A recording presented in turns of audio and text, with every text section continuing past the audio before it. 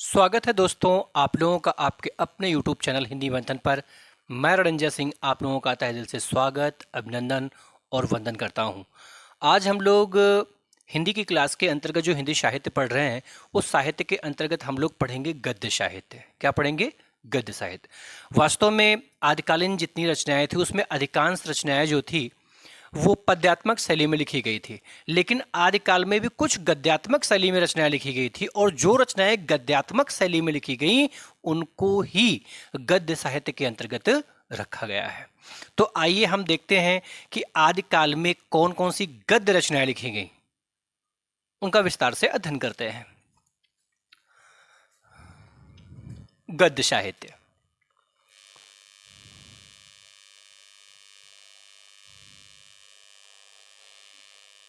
आदिकाल में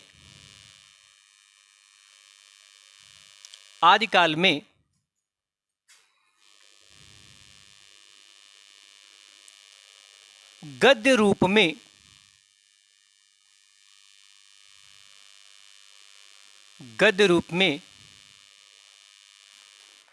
लिखे ग्रंथों को ही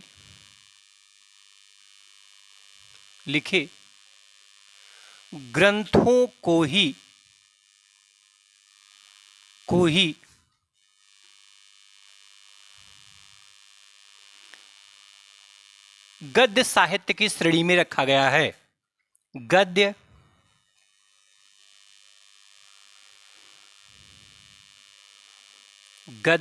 साहित्य की श्रेणी में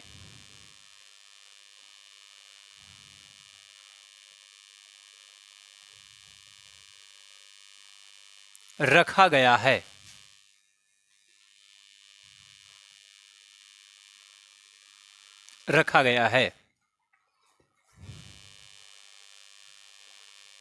प्रमुख रचनाएं, अर्थात गद्य साहित्य के अंतर्गत हम किन किन रचनाओं का अध्ययन करते हैं। तो जो गद्य साहित्य है उस गद्य साहित्य के अंतर्गत मुख्य रूप से हम लोग 3 रचनाओं का अध्ययन करते हैं। कितनी? 3 रचनाओं का। इन 3 रचनाओं में जो पहली रचना है उसे हम कहते हैं राउल बेल। कहीं कहीं पर आपको राउल बेल मिलेगा और कहीं कहीं पर आपको राउर बेल मिलेगा। राउर बेल मिलेगा और कहीं कहीं पर आपको राउर बेली मिलेगा। ये अलग अलग पुस्तकों में इसका नाम अलग अलग तरीके से दिया गया है। कहीं कहीं पर राउल बेल दिया गया है, कहीं कहीं पर राउर बेल दिया गया है, कहीं कहीं पर राउर बेल दिया गया है।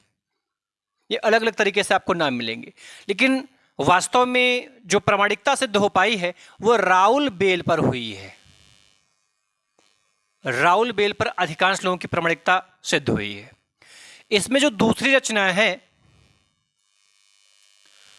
उस दूसरी रचना का नाम है उक्ति।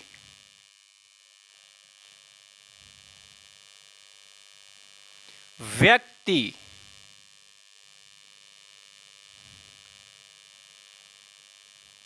प्रकरण। उक्त व्यक्ति प्रकरण। इसमें जो तीसरी रचना है भैया, वो तीसरी रचना है वर्ण रत्नाकर। क्या? वर्ण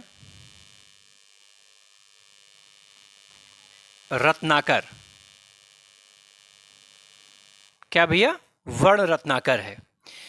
ये 3 रचनाएं ही आदिकाल में गद्य साहित्य की श्रेणी में आती हैं। कौन कौन सी? राउल बेल, उक्त व्यक्ति प्रकरण और वर्ण रत्नाकर। ये 3 रचनाएं हैं। अर्थात इस गद्य साहित्य के अंतर्गत आपको इन्हीं 3 रचनाओं का अध्ययन करना है, जिसमें पहला है राउल बेल, दूसरा है उक्त व्यक्ति प्रकरण और तीसरा है वर्ण रत्नाकर। आपसे पूछ लिया जाए कि वर्ण रत्नाकर किस साहित्य की पुस्तक है, तो गद्य साहित्य की पुस्तक है। किंतु गद्य साहित्य में किस साहित्य की पुस्तक है, तो आदिकाल में ये गद्य साहित्य की पुस्तक। अगर मान लीजिए पूछे कि भाई ये जो वर्ण रत्नाकर देख रहे हैं आप, ये वर्ण रत्नाकर किस साहित्य की है, तो जाहिर सी बात है ये आदिकालीन रचना है। और फिर पूछे आदिकाल में किस साहित्य से जुड़ा हुआ है, तो ये गद्य साहित्य से जुड़ा हुई रचना मानी जाती है। यहां तक की बात समझ में आ गई, तो आप इसका एक स्क्रीनशॉट लें और फिर इसके आगे की चीजों की चर्चा मैं आपसे करता हूं।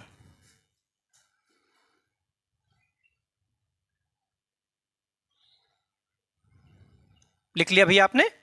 चलिए अब हम लोग एक एक रचना के विषय में खूब विस्तार से समझेंगे। कारण यह है कि अगर हमें इन चीज़ों का विस्तृत अध्ययन नहीं हुआ तो कहीं ना कहीं हमें समस्याओं का सामना करना पड़ेगा। क्योंकि अब आपको खूब अच्छे से पता है कि जो बड़ी परीक्षाएं हो रही, उन बड़ी परीक्षाओं के अंतर्गत ऊपर ऊपर से प्रश्न नहीं बनते हैं, वरन उनकी गहराई से प्रश्न बनते हैं। कहने का अभिप्राय मेरा ये है कि जिन्होंने इसे गहनता के साथ इसका अध्ययन नहीं किया है, वो परीक्षा के सभी प्रश्नों को हल नहीं कर सकते हैं। तो ऐसी स्थितियों में हम इसको खूब विस्तार से समझते हैं। सबसे पहले राउल बेल। राउल बेल। अब राउल बेल के संबंध में सबसे पहला ही बात आती है कि वास्तव में ये जो रचना है, ये रचना कब लिखी गई, तो लिखेंगे यह रचना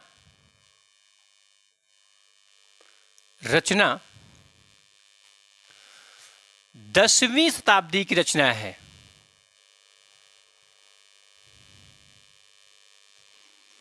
10वीं शताब्दी की रचना है।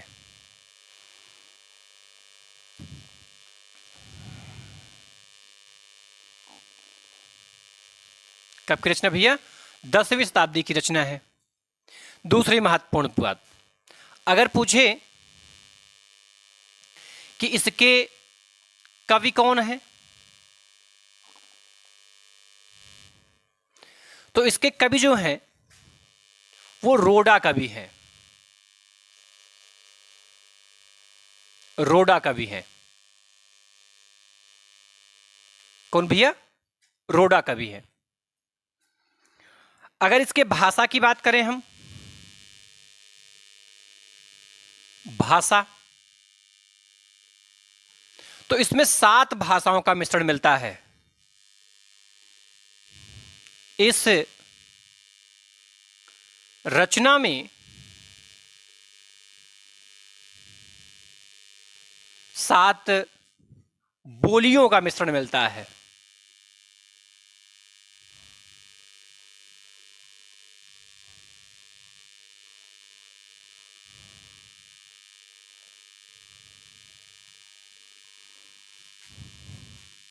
सात बोलियों का मिश्रण है।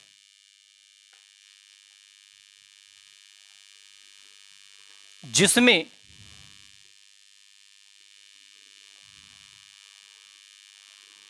राजस्थानी भाषा की प्रधानता है।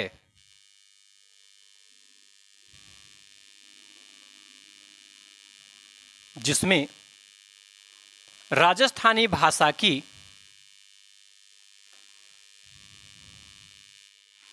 प्रधानता है।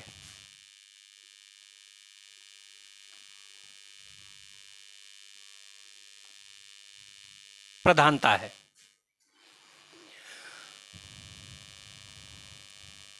यह एक शिलांकित रचना है। कैसी रचना भैया? शिलांकित रचना है।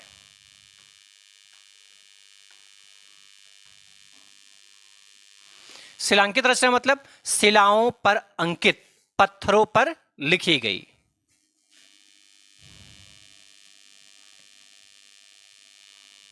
शिल धन अंकित, ठीक है। सिल यानी पत्थर, अंकित का अर्थ लिखित, अर्थात पत्थरों पर लिखित रचना होने के कारण ही हम इसे शिलांकित रचना कहते हैं। अब एक और महत्वपूर्ण बात, शिलाओं पर अर्थात पत्थरों पर लिपिबद्ध होने के कारण इसकी जो मूल प्रति है वह मूल प्रति भी क्या है, सुरक्षित है। लिख लेंगे हम,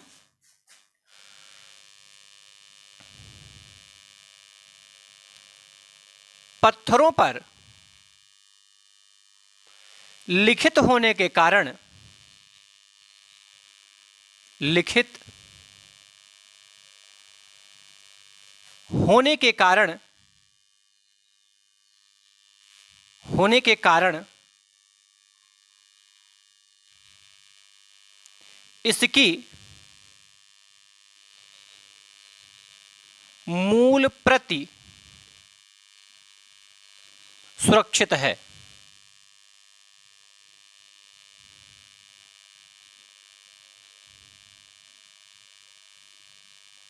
मूल प्रति सुरक्षित है, यह बात भी आपको समझनी होगी।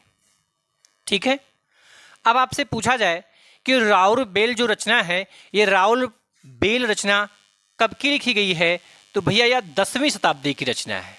कब की? 10वीं शताब्दी की रचना है। इस राउरबेल को लिखा किसने है, तो भैया रोडा कवि ने लिखा है। किसने? रोडा कवि ने लिखा है। आपसे पूछा जाए इसकी भाषा कैसी है, तो इसकी भाषा वास्तव में क्या है, राजस्थानी भाषा मानी गई। क्यों? क्योंकि वास्तव में ये जो राउरबेल लिखा गया, इस राउरबेल के अंतर्गत 7 बोलियों का प्रयोग तो किया ही गया है, लेकिन अगर हम इसमें प्रधानता की बात करें, ठीक है, इसमें प्रमुखता की बात करें, इसमें यह बात करें कि सर्वाधिक किस भाषा का प्रयोग किया गया है, तो सर्वाधिक जो प्रयोग किया गया है वो किस भाषा का, राजस्थानी भाषा का प्रयोग किया गया है। किस भाषा का? राजस्थानी भाषा का प्रयोग किया गया है। इसलिए अगर डायरेक्ट आपसे पूछे कि राउरबेल की भाषा क्या है, तो राजस्थानी भाषा हम बोल देंगे। अगर पूछा जाए कि इसमें कितनी बोलियों का समागम मिलता है, कितनी बोलियों का मिश्रण मिलता है, तो इसमें 7 बोलियां मिलती हैं। इन 7 बोलियों का मिश्रण है, ठीक है। लेकिन इन 7 बोलियों में सबसे ज्यादा मात्रा में कौन सी बोली है, तो राजस्थानी, इसलिए इसे हम राजस्थानी भाषा मान लेते हैं।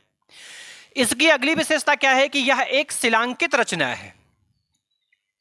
शिलांकित रचना का मतलब होता है शिलाओं पर अंकित अर्थात पत्थरों पर लिखित रचना है, अर्थात इस रचना का लेखन कार्य पत्थरों पर किया गया है, और पत्थरों पर लिखित होने के कारण ही इसकी जो मूल प्रति है, मूल प्रति, वह मूल प्रति आज भी क्या है, सुरक्षित है।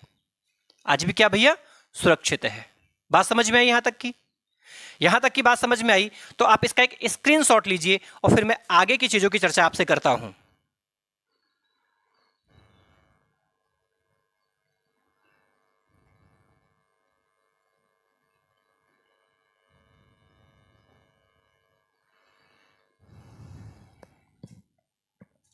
दिख लिया भैया? चलिए स्क्रीनशॉट ले लिया ना आपने। अब देखते हैं आगे। वास्तव में यह शिलांकित रचना के होने के साथ साथ ही यह चंपू काव्य भी है। क्या भैया? चंपू काव्य। चंपू काव्य मतलब क्या होता है? चंपू काव्य का मतलब यह होता है भैया कि वास्तव में ये जो रचना है ये गद्य पद्य मिश्रित है। क्या है? गद्य पद्य मिश्रित। समस्त आदिकालीन जो रचनाएं थी, उन आदिकालीन रचनाएं जो थी वो सब पद्यात्मक शैली में लिखी गई थी, तो इसकी भी शुरुआत पद्यात्मक शैली में ही हुई थी, लेकिन बाद में इसमें गद्यात्मक शैली का भी प्रयोग कर दिया गया। और जब गद्य और पद्य मिश्रित कोई भी रचना लिखी जाती है तो उससे हम क्या कहते हैं भैया? चंपू काव्य कहते हैं। तो इसकी एक सबसे बड़ी विशेषता क्या मानेंगे हम कि यह एक चंपू काव्य है। यह एक चंपू काव्य है। चंपू काव्य है। इस रचना में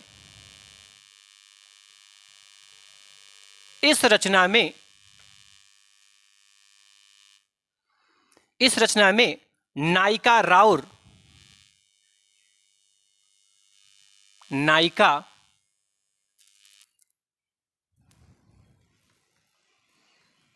राउल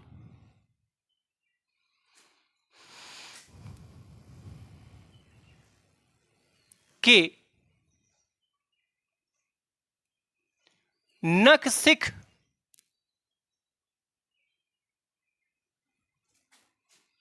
का वर्णन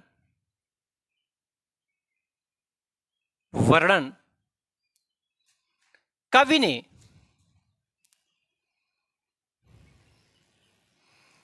ने पहले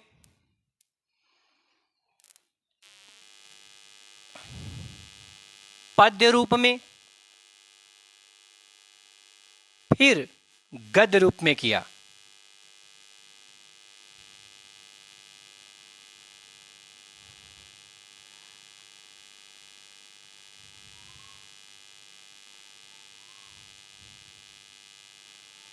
गद्य रूप में किया।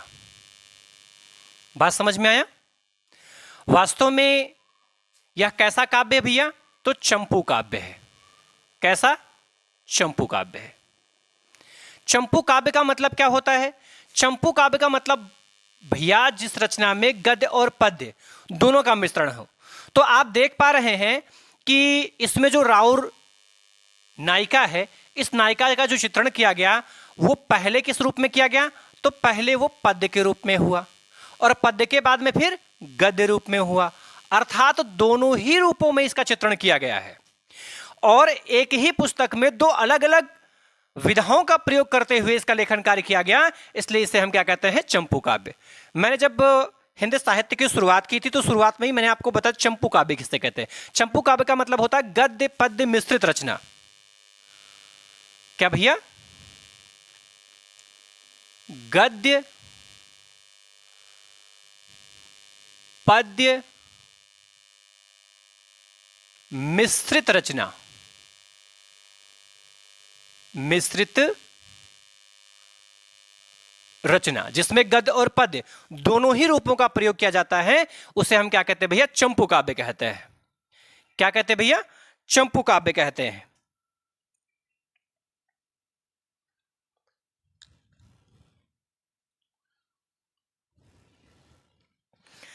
अच्छा, एक बात और, यहां से गद्य और पद्य मिश्रण कारण चंपू काव्य तो है ही। चंपू काव्य के साथ साथ देखिए एक शब्द इसमें और आपने देखा, नखशिख। नाखून से लेकर के सिरा तक अर्थात चोटी तक का वर्णन। और इस नखशिख परंपरा, इस नखशिख श्रृंगारिक परंपरा का जो सूत्रपात हुआ है वो कहां से हुआ है? आदिकाल से ही हुआ है। और आदिकाल में किस रचना से हुआ है? तो आदिकाल में राउल बेल से हुआ है। लेकिन इसका जो बोलबाला देखने के लिए मिलता है, इसकी जो प्रचुरता देखने को मिलती है, इसकी जो अधिकता देखने को मिलती है, इसकी जो प्रधानता देखने को मिलती है, इसका सर्वाधिक प्रयोग जो देखने के लिए मिलता है वो कहां मिलता है भैया? तो वो श्रृंगारिक रचनाएं मिलती है। अर्थात श्रृंगार काल जब स्टार्ट होता है, जिसे हम रीतकाल कहते हैं, रीतकाल को हम श्रृंगार काल कहते हैं, तो रीतकालीन जो रचनाएं लिखी गई उसमें नखशिख वर्णन का विशेष रूप से देखने के लिए मिलता है। लेकिन नखशिख वर्णन के सूत्रपात की हम बात करें, किस रचना से इसका सूत्रपात हुआ है, किस रचना से इसका प्रारंभ हुआ है, तो वह कौन सी रचना है? राउरबेल है। तो यह पॉइंट भी यहां पे हम नोट आउट कर लेते हैं। इस रचना में श्रृंगारिक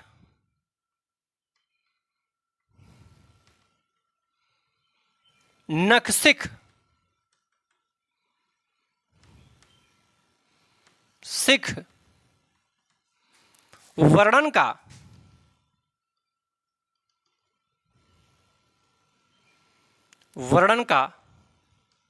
सूत्रपात होता है।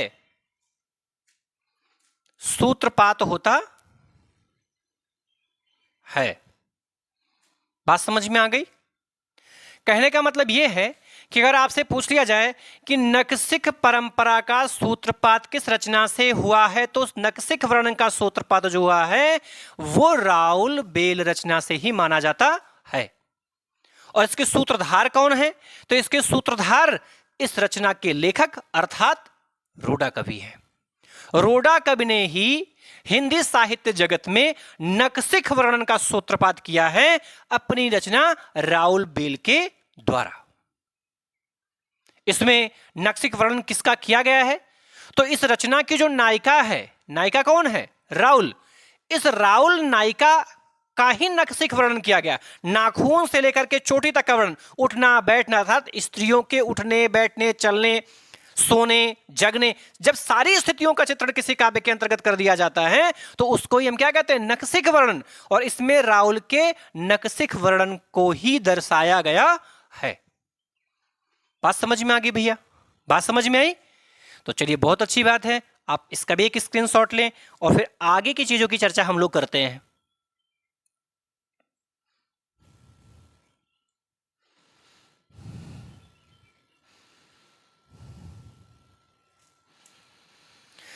चलिए, अगली रचना है उक्त व्यक्ति प्रकरण।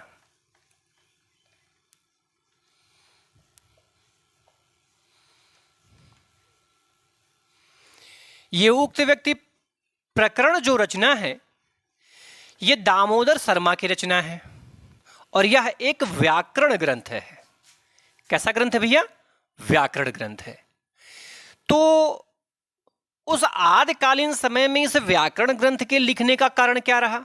वास्तव में उस समय के जो स्थानीय राजा होते थे वो अपने राजकुमारों को वहां की जो स्थानीय भाषा थी उस भाषा को सीखने के लिए उनको व्याकरण की आवश्यकता पड़ती थी। इसीलिए दामोदर शर्मा जी ने इस व्याकरण ग्रंथ का निर्माण किया। नाम क्या है? उक्त व्यक्ति प्रकरण। हालांकि पहले इसका नाम उक्त व्यक्ति ही था, उक्त व्यक्ति ही था। बाद में इसमें प्रकरण शब्द जुड़ा। क्यों? क्योंकि ये कई प्रकरणों में विभक्त था। कितने प्रकरणों में? 5 प्रकरणों में। तो 5 प्रकरणों में विभक्त होने के कारण ही बाद में इसमें प्रकरण शब्द जोड़ा गया है और इसका नाम फिर क्या हो गया? उक्ति व्यक्ति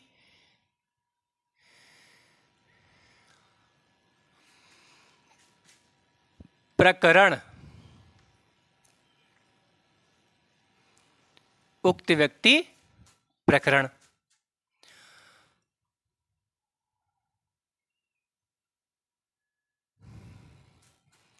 सबसे पहले समय।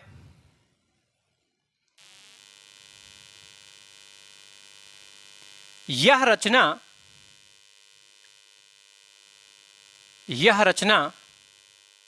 12वीं शताब्दी की रचना है। 12वीं शताब्दी की रचना है।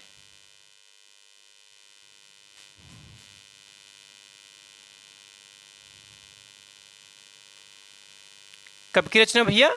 तो 12वीं शताब्दी की रचना है। दूसरी महत्वपूर्ण बात, इसके लेखक कौन है? तो इसके लेखक हैं दामोदर शर्मा।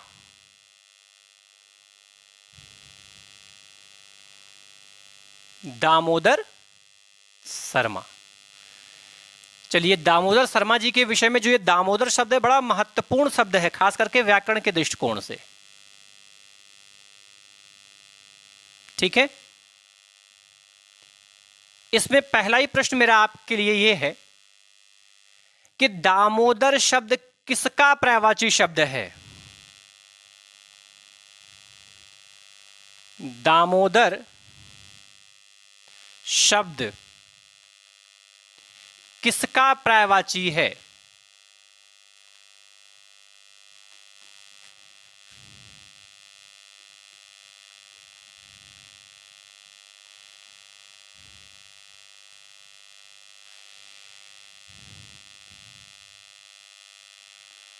पर्यायवाची है। पहला प्रश्न। दूसरा प्रश्न,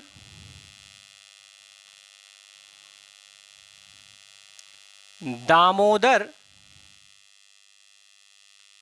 शब्द का संधि विच्छेद क्या होगा?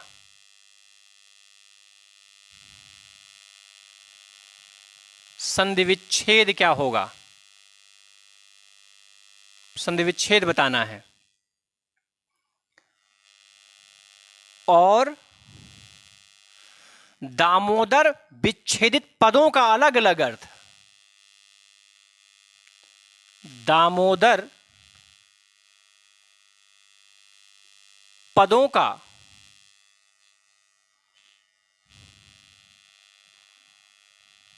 दामोदर विच्छेदित पदों का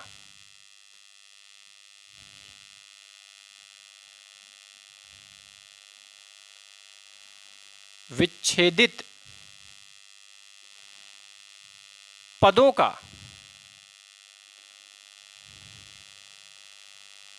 अलग अलग अर्थ। इन 3 प्रश्नों का जवाब आप हमें कमेंट बॉक्स में देंगे और यदि इन 3 प्रश्नों का जवाब आपने दे दिया तब मैं यह समझ जाऊंगा कि आपको व्याकरण पढ़ने की आवश्यकता नहीं है, आपको संधि विच्छेद आता है। ठीक है, और यदि नहीं कर पा रहे हैं, आपको समस्या हो रही है, तब ध्यान में रखिए आपको पर्यायवाची शब्द भी पढ़ना है और पर्यायवाची शब्द के साथ साथ आपको संधि भी पढ़ने की आवश्यकता है। ठीक, चलिए इतना आप नोट आउट कर लें, फिर आगे की चर्चा हम करें आपसे। इन 3 प्रश्नों का जवाब मुझे कमेंट बॉक्स में चाहिए, है ना? और यदि आप देते हैं तो बहुत अच्छी बात, नहीं तो आप वेट करेंगे। मैं इन प्रश्नों की चर्चा अपने आने वाली अगली वीडियो में जरूर करूंगा।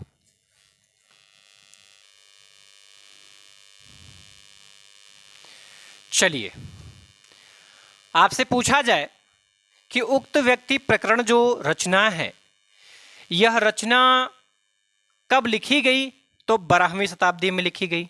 कब भैया? 12वीं शताब्दी में।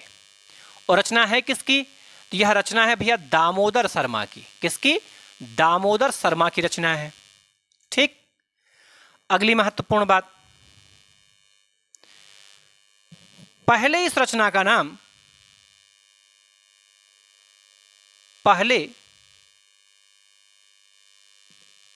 इस रचना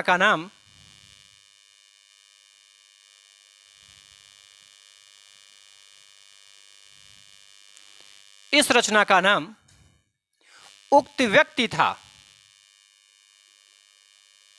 उक्ति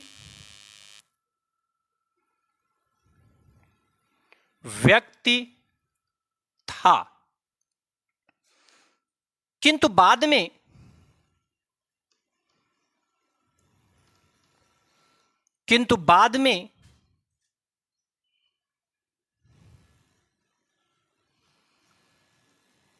5 प्रकरणों में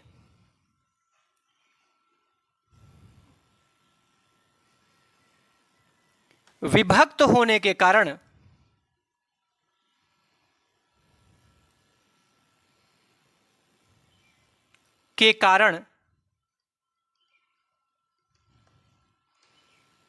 इसका नाम उक्ति व्यक्ति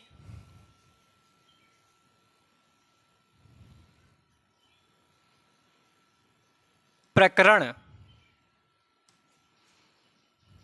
रख दिया गया।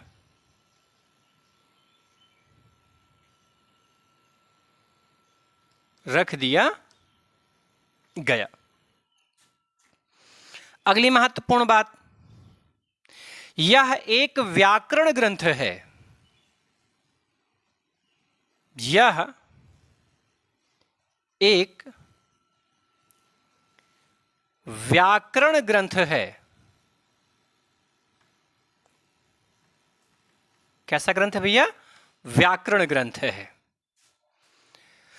यानी कि आपसे पूछ लिया जाए कि जो उक्त व्यक्ति प्रकरण रचना है, यह रचना कब लिखी गई? तो 12वीं शताब्दी में लिखी गई। यह रचना किसके द्वारा लिखी गई? तो दामोदर शर्मा जी के द्वारा लिखी गई।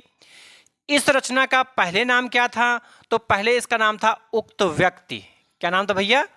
उक्ति व्यक्ति, और बाद में क्या हो गया, तो बाद में इसका नाम उक्ति व्यक्ति प्रकरण हो गया। तो इसमें जो प्रकरण शब्द जोड़ा गया, इस प्रकरण शब्द के जोड़ने का कारण क्या है, तो इसका कारण यह था कि वास्तव में ये जो रचना थी वो 5 प्रकरणों में विभक्त थी, अर्थात बटी हुई थी, इसलिए बाद में इसमें इस प्रकरण शब्द को जोड़ दिया गया। यह किस प्रकार का ग्रंथ है, तो भैया यह एक व्याकरण ग्रंथ है। कैसा ग्रंथ है भैया, व्याकरण ग्रंथ है। जैसे वो एक शिलांकित रचना थी, शिलाओं पर अंकित थी, ठीक वैसे कैसी रचना है, तो ये एक व्याकरण ग्रंथ है। ठीक है, अब व्याकरण ग्रंथ के लिखने का कारण क्या रहा, तो मैंने आपको बताया ना कि उस समय के जो स्थानीय राजकुमार हुआ करते थे, वो वहां की जो स्थानीय भाषा थी उसको सीखने के लिए इस व्याकरण ग्रंथ का सहयोग लिया करते थे। तो उनके सहयोग हेतु ही इस व्याकरण ग्रंथ का लेखन कार्य किया गया। ठीक है, आप इसका स्क्रीनशॉट लें।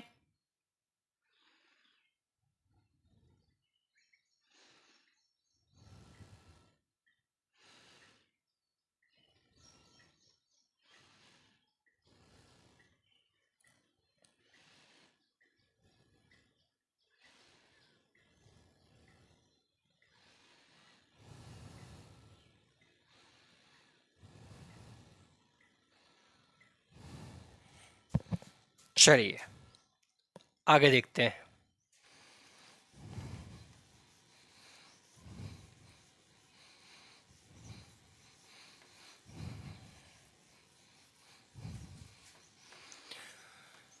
तो मैंने आपसे कहा कि ये जो रचना थी, इस रचना के लिखने का जो सबसे बड़ा कारण था वो ये था कि वस्तुतः उस समय के जो राजकुमार थे, उन राजकुमारों को स्थानीय भाषा को सीखने में जो दिक्कतें आती थी, वो दिक्कतें ना आए, वो बड़ी सुगमता पूर्वक वहां के स्थानीय भाषा को सीख सकें। इसलिए इस व्याकरण ग्रंथ का निर्माण दामोदर शर्मा जी ने किया।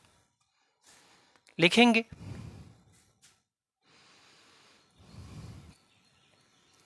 इस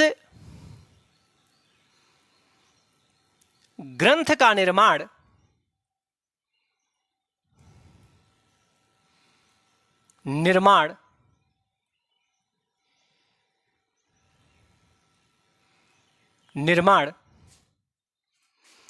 राजकुमारों को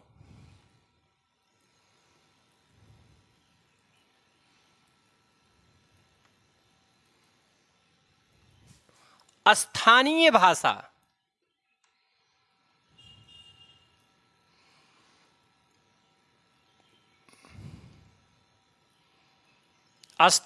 भाषा का ज्ञान कराने हेतु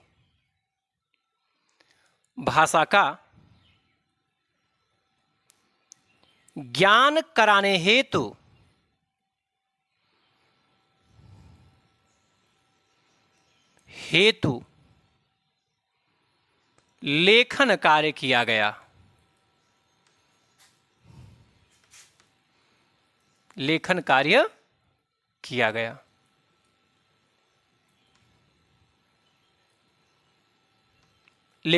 किया गया। ठीक है, अब एक और महत्वपूर्ण बात समझिए आप।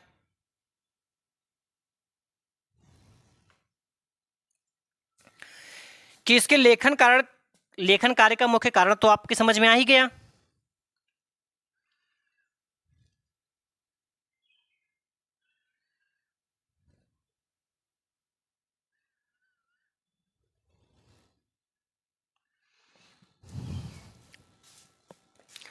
वास्तव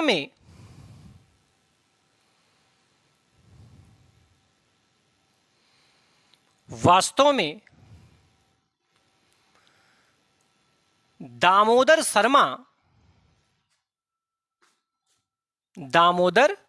शर्मा काशी के नरेश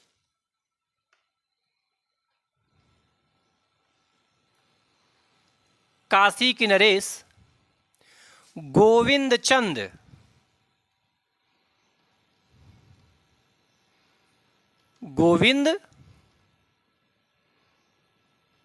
चंद्र के सभा पंडित थे। के सभा पंडित थे।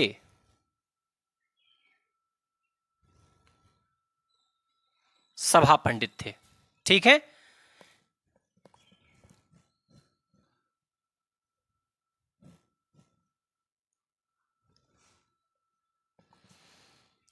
बात करें इसके भाषा की,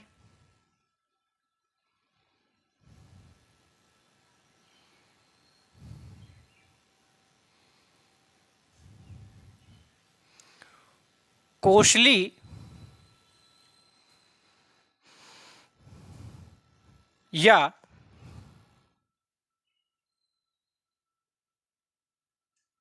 पूर्वी हिंदी।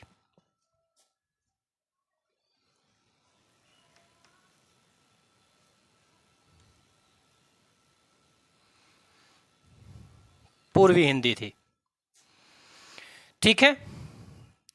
आपसे पूछा जाए कि उक्त व्यक्ति प्रकरण के लेखन कार्य का मुख्य कारण क्या था, तो उसका मुख्य कारण था राजकुमारों को वहां की जो स्थानीय भाषा थी उस स्थानीय भाषा का ज्ञान कराना था। क्या कराना था? ज्ञान कराना था। ये दामोदर शर्मा कौन है भैया? तो ये दामोदर शर्मा जो हैं वो काशी के एक नरेश थे जिनका नाम था गोविंद चंद, या और गोविंद चंद के सभा में ये रहते थे, क्योंकि उस सभा के ये क्या थे? पंडित थे। ये उक्त व्यक्ति जो प्रकरण लिखा गया है ये किस भाषा में लिखा गया है? तो कोसली भाषा में लिखा गया है, या आप इसे कह सकते हैं पूर्वी हिंदी। पूर्वी हिंदी कह सकते हैं। बात समझ में आ गई? अब हम लोग इसके अंतिम चरण में चलते हैं, और अगली रचना का नाम क्या है भैया? वर्ण रत्नाकर।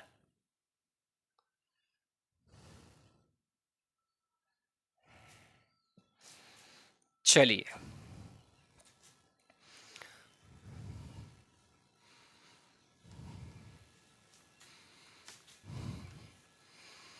ये जो अगली रचना वर्ण रत्नाकर है, यह वर्ण रत्नाकर ज्योतिरीश्वर ठाकुर जी के द्वारा लिखा गया है।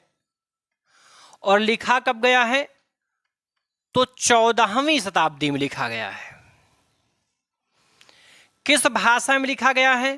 तो मैथिली भाषा में लिखा गया है, या यूं कह सकते हैं कि हिंदी का मैथिली गद्य का ये पहला आद्य ग्रंथ माना जाता है।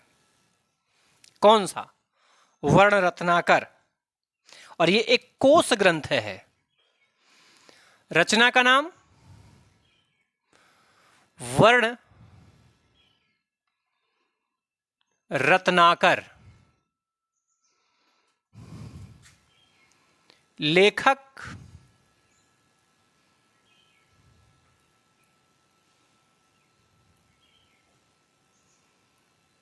ज्योतिरीश्वर ठाकुर।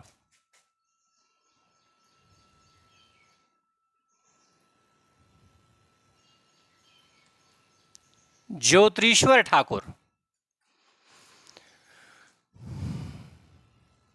समय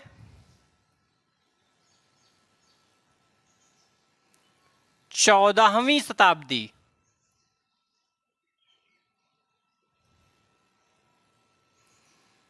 भाषा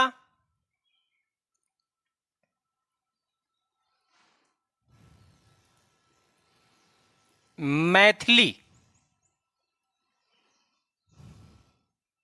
कैसी? मैथिली। यह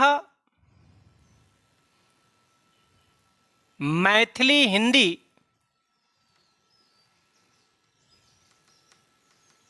मैथिली हिंदी की आद्य गद्य रचना है।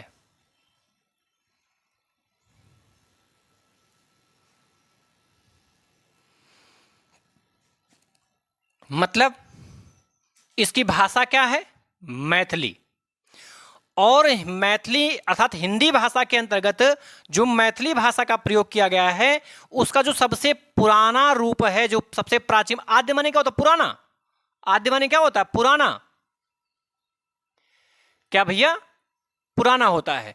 और गद्य तो आप समझ ही पा रहे हैं, अर्थात गद्य भाषा का सबसे पुराना हिंदी का यह कैसा रूप है? मैथिली रूप है। कैसा रूप भैया? मैथिली रूप है। इसकी समय सीमा क्या है? कब लिखा गया? 14वीं शताब्दी में। इसके लेखक कौन है? ज्योतिश्वर ठाकुर। और यह एक कोश ग्रंथ है। यह एक कोश ग्रंथ है।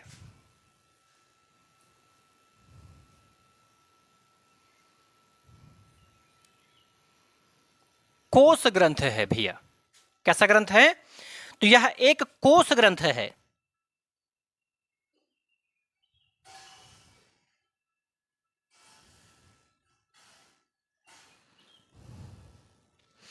यह 8 कल्लोलों में विभक्त रचना है।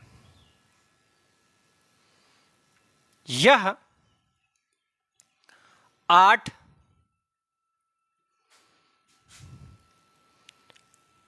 कल्लोल में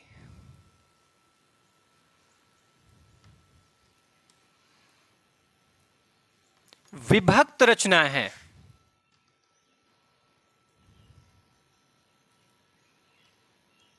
आठ कल्लोल में विभक्त रचना है। बात समझ में आई? आपसे पूछा जाए कि वर्ण रत्नाकर किसकी रचना है? ज्योतिश्वर ठाकुर की रचना है।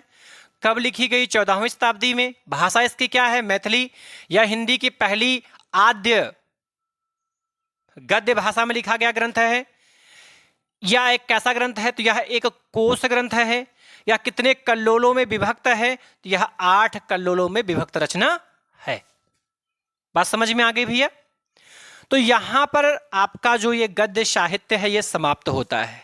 गद्य साहित्य की समाप्ति के बाद में जो आपका आदिकालीन साहित्य था वो आदिकालीन साहित्य सब समाप्त हो चुका है। अब इसमें 2 कवियों के विषय में मैं विस्तार रूप से पढ़ना होगा। एक तो अमीर खुसरो जी के विषय में और एक विद्यापति जी के विषय में। तो इसके आने वाली अगली वीडियो में हम आपको विद्यापति जी के विषय में खूब विस्तार से समझाएंगे। तब तक के लिए आप लोगों को यहाँ पर धन्यवाद। लेकिन धन्यवाद से पहले मैं आपसे निवेदन करना चाहूँगा कि आप हमारे इस वीडियो को लाइक करें और इस चैनल को सब्सक्राइब करें, कमेंट करें और इस वीडियो को ज़्यादा से ज़्यादा लोगों के पास में शेयर करें, जिससे कि और लोगों को भी इसका लाभ मिल सके। जो टीजीटी पीजीटी की तैयारी कर रहे हैं, यूपीपी यूपीएसआई की तैयारी कर रहे हैं या टेट सुपर टेट की तैयारी कर रहे हैं, स्पेशली उनके लिए बहुत ही ज़्यादा लाभप्रद वीडियो होने वाला है। इसलिए लगातार आप इस वीडियो के साथ बने रहें। धन्यवाद।